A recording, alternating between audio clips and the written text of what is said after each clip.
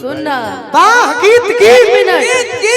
अहिर के जबान हो भाई मानीला तो भाई जैसे भी भाईबो करेला तोरा लेखा बने रे पगला तोरा लेखा हम बने चल हट जाए तो हर डोली है न उठाई मरियो जेबू तबे हम उठाई चल भगवान करे कि सबसे पहले तू ही जा चलो भगवान करे तोर बात सच निकलो ना ना ना ना ना कि हमारा तू दिलवा से खेल गईलू तहरा खाती ई दिल खिलौना बा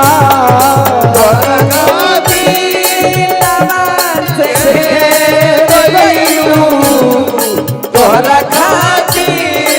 ई दिल खिलौना बा बाही के बिछवना तू बनावत रहलू अब ये देह से बरत घिनौना बा बाही के बिछवना तू बनावत रहलू अब देह घिनौना बा अरे मन हमारा से जब भर गई मन हमारा से जब भर गई तबे तोहार दोसर लभार भाई तबे तोहार दोसर लभार भाई जखमी जितेंद्र के जखमी बना दिहलू जखमी जी जय हो पता ना ताहर कैसन भावना बा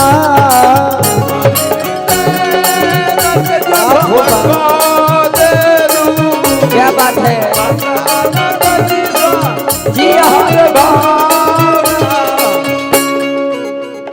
का जाने तू आवेलू हमहू आवेनी त का जाने हम तू कहे सैडे में ढुक जाले हां भाई ओहे माहौल सैडे सॉन्ग के फरमाइश है यहां पे सैड सॉन्ग का मास्टर बन हां जी ना सेट ऑफ गावल छोड़ देले बनी सेट साफ शर्ट आप ही के साथ हम गाते हैं अभी आप शुरू किए थे ना स्टार्टिंग में आते आते छोड़े लोग नहीं तन हेलो मुन्ना भैया ये गाते हैं ना मजा ली जे करे से लभ कइनी ओ करे के परेशानी बा एमे हमार कसूर नहीं खे ओकर नियत में बेईमानी बा मैंने सिर्फ आपके गाने का जवाब दिया था सही बात तो वही लोग मानी ना वो नहीं देखिए कुछ लोग जीवन में कभी सुधर नहीं सकते कबो ना सुधर लोग तो हमारा भी दवाई आ गई बा हम तो सोच ले बनी कि यूट्यूब पर नाम पढ़ब जिन जना बाउर चढ़ब मंच पर बुलाई गमछी पहनाई माला पहनाई 2-4-10 फट दे सही बात ओही में कितना छेछा अगर व्यूअर कमाना हो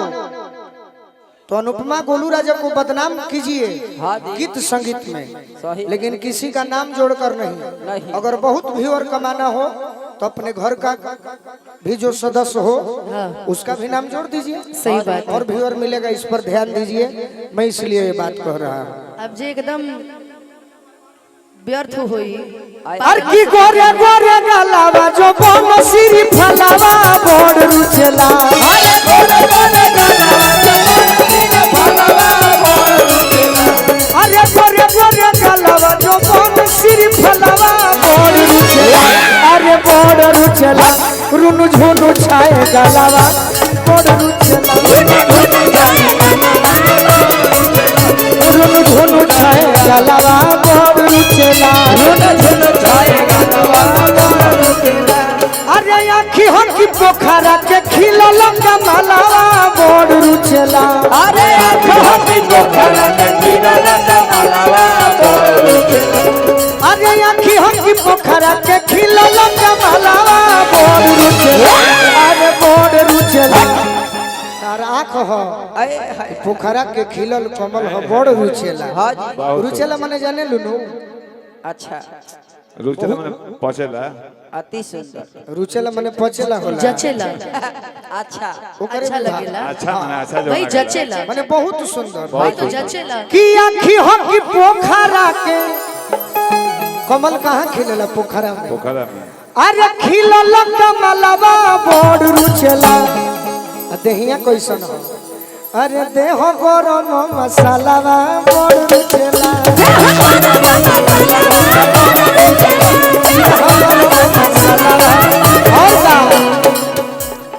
और का कि कनवा में झुमका पहिर तीन तलवा बड़ रुचेला और का आ गलवा में मोटर मालावा बड़ रुचेला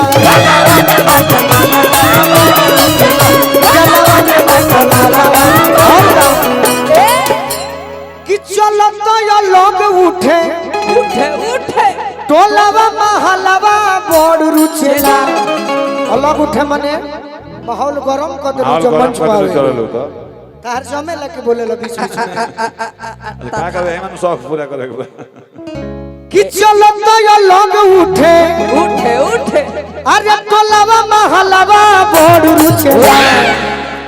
अरे बड़ रुचेला वाह और का आहा अजब पर उल्टी पालावा बड़ रुचेला और का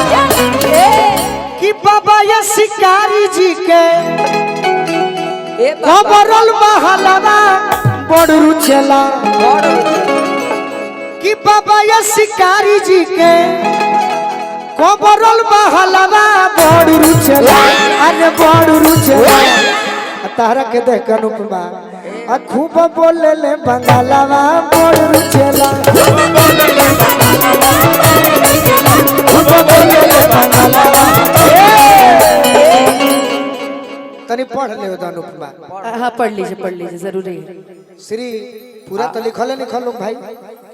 ऐजन जग होती अभी हाँ जी इतना अच्छी राइटिंग अरे नाम है देवा ऊपर नु पढ़े के बम में नहीं ये मैं से बा श्री लक्ष्मी प्रपंजियर स्वामी जी महाराज के सनिध में यज्ञ हो रहा है जेकर अध्यक्ष बानी विजय सिंह जी, सत्येंद्र पांडे जी कोषाध्यक्ष, गुड्डू यादव जी उपाध्यक्ष बानी, शिव प्रसन्न यादव जी सचिव और रवि यादव जी मीडिया प्रभारी। कहो अनुपमा मोबाइल धनंजय आप भी आ जाइए। हेलो आप भी आ जाइए। खूब बोले ले आइए ना। लावा बड़ रुचेला आइए ना।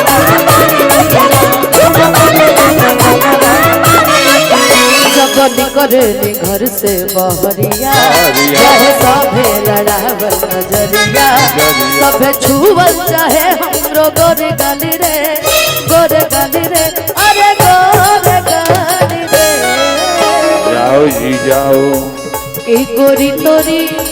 चुनरी बा लाल लाल रे गोरी तोरी चुनरी बा लाल लाल रे रोड पर चले लू कमाल चल दे गोरी गोरी चुनरी का लाल रोड पे चले लू कमाल चल दे गोरी तोरी चुनरी बा लाल लाल रे रोड पर अनुपमा सुनो सुनो सुनो